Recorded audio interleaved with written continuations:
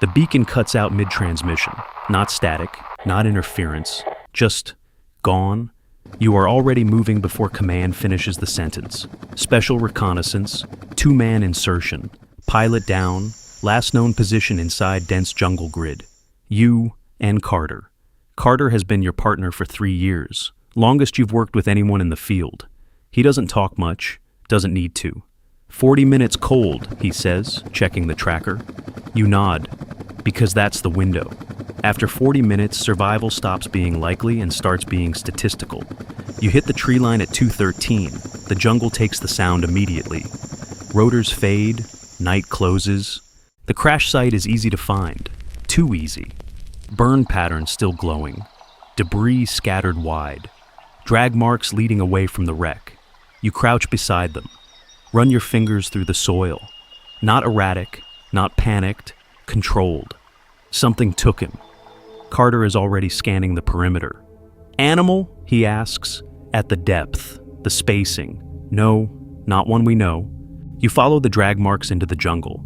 At first, everything is normal. Insects, wind, movement overhead. Then, it stops. Not gradually, instantly. Carter freezes. You freeze. Neither of you speaks. You kill your light. Ahead, something shifts. Not loud, not fast, heavy, 30 meters, maybe less. You drop behind a root system. Carter mirrors you without looking. There's a shape in the dark, low to the ground, massive. It lifts its head. The firelight from the crash site behind you catches its eyes. They reflect, not like an animal, like glass. They pass over you. Pause. 3 seconds, then move on. You don't breathe. It lowers its head again. Carter leans in slightly. Just enough for you to hear him. What is that? You don't answer because you don't have one. Then you see it, beside the shape, half hidden in shadow, an arm, moving, the pilot, alive. Carter exhales once, sharp, controlled. 30 meters, he says, open ground. And that thing, you say. Neither of you moves, because you both understand the same thing at the same time. That isn't random. It didn't kill him. It kept him. You've seen predators cache food before, but not like this. Not something this size. Carter looks at you. We leave him, he's dead, he says. You nod. We go in, he continues. You nod again. No discussion, no vote. That's the job. You start moving left, slow, measured. Every placement deliberate. Carter covers the rear. For 20 meters the jungle holds, roots, brush, shadow. Then it opens, bare ground. Nothing between you and it. You step. A twig snaps under your boot. The head comes up instantly. You hit the ground, flat. Carter disappears beside you. The creature's nostrils flare. The head sweeps, left, right, closer, too close. The eyes pass over you again. Pause, then move on. 4 minutes pass. You don't move. You don't breathe. Then, slowly, you move again. You reach the pilot. His eyes snap open the moment you touch him. You clamp a hand over his mouth. Don't, you whisper. He sees your face, understands immediately. Good. His leg is broken, badly. Carter is already working, knife out, cutting bamboo. 2 minutes, Carter murmurs. You shake your head. We don't have 2. The ground shifts, not footsteps, pressure. The creature is moving. All 3 of you freeze. The pilot's eyes lock onto yours. You see it there. The question he's not asking. Are we getting out? You don't answer. Because you don't know. The pressure stops.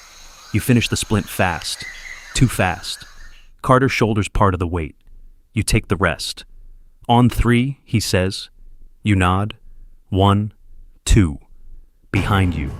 The ground shakes. You don't wait for 3. You move. Fast. The jungle explodes behind you. Not a roar. Something deeper. It hits your chest like impact. Carter doesn't look back. Neither do you. Run, he says. The pilot is dead weight. Branches tear at your face. Silence is gone. Speed is everything. Behind you, footsteps, heavy, rhythmic, not rushing, tracking. Carter keys the radio. Extraction, now, 2 personnel, moving northwest. We have... He stops. Because there isn't a word for it. Static. Then, 15 minutes. 15 minutes. You don't have 15 minutes. Ahead, the riverbed. Open ground, loose rock. You hit it hard. The pilot gasps. Carter tightens his grip. Behind you, the footsteps stop. You glance back. The creature stands at the tree line, watching. It steps forward. The rock shifts under its weight. It pulls back, then moves sideways, parallel, cutting you off. Carter sees it too. It's not chasing, he says. It's hunting, you answer. Ahead, the canyon, narrow, dead end, except it isn't. Carter looks at you. You're thinking the ladder. You nod. If it's still there, he says. You don't respond, because if it's not, it doesn't matter. You're already running. The canyon entrance is 30 meters ahead. Narrow, stone walls rising straight up. No cover, no second option. Behind you, the footsteps change, faster, not rushing, adjusting. Carter hears it. You feel him shift beside you. It knows, he says. You clear the canyon entrance at full speed, boots hitting stone, sound echoing, nowhere to hide it. Ladders on the south wall, Carter says. You look up. It's there, rusted, bolted into the rock, 60 meters up. The pilot is slipping, losing consciousness. Up, you say. Carter doesn't argue. You boost the pilot first, his arms shaking, broken leg dragging. He climbs anyway. Carter follows under him. You turn, just as it enters the canyon. It doesn't slow. Its body compresses against the stone walls, flesh scraping rock, momentum carrying it forward. Too big, too fast, still coming. Climb, Carter shouts. You grab the ladder, start up. Below, metal screams. Its jaws close on the base. 2 rungs tear free instantly. The ladder jerks, swings. You climb faster. The wall shakes. It slams its skull into the rock face. The impact travels through the ladder into your hands. Your grip breaks. You slam into stone, catch the rung again. Don't fall. Keep moving, Carter shouts above you. You look up. He's not climbing. He's stopped, braced on the ladder, looking down. Move, you shout. He doesn't. Below, the Giganotosaurus pulls back again, then slams the wall a second time. Cracks spread through the rock. 1 bolt snaps free. The ladder lurches sideways. The pilot is almost at the top. Almost. Carter, you shout. He looks at you, calm, too calm. You get him out, he says. No, that's the mission. Another impact. The ladder tears loose on one side. Now it's hanging, swinging away from the wall. Open air beneath you, 30 meters down. The creature directly below, head raised, waiting. You climb faster, Carter says. He's not looking at you anymore. He's looking down, calculating. You see it then. Not panic, decision. No, you say. You start moving down, toward him. He looks back up, just once. Don't, he says. You ignore it. You don't leave people, not him, not after 3 years. Below, the creature shifts, adjusting its position, tracking both of you. Carter moves, not up, down, 2 rungs, 3, putting himself between you and it. Go, he snaps. You stop, because now you understand. He's not buying time. He's becoming the target. You go, he says again. The ladder groans. Another bolt starts to pull free. The pilot clears the top, rolls over the edge. Gone, safe. You are 10 rungs from the top. Carter is 20 below you. The creature lunges, jaws snapping upward. Closer. Carter kicks off the ladder, drops, not falling, aiming. He hits the creature's head, slides, grabs onto a ridge of bone.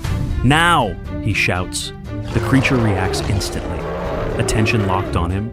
Not you. You climb, fast, faster than you've ever moved. Below, impact, movement, violence you don't look at. You reach the top, roll over the edge, turn. For a second, you see him, still there, holding. Then, he's gone. The canyon shakes. You don't see what happens after, because the helicopter is already coming in low. Rotors hammering the air. You grab the pilot, drag him forward. The helicopter skids into position. Door open. Hands reach out. You shove the pilot inside. Go! Someone shouts.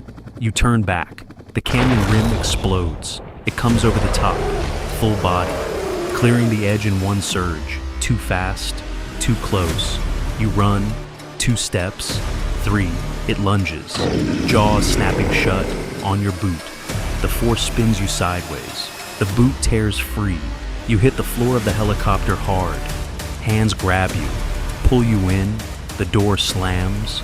The helicopter lifts. You roll onto your back, chest heaving. One boot gone. The pilot is alive, being worked on. You sit up, look back. The canyon is empty, still, silent, like nothing happened. You stare at it, at the place where he was, where he made the decision you didn't get to make. Mission complete, but it doesn't feel like one, because you didn't win. You were allowed to leave, and somewhere in that valley, something is still there, and it learned something. You close your eyes, just for a second, then open them again, because you already know they'll send you back. And next time, you won't have Carter.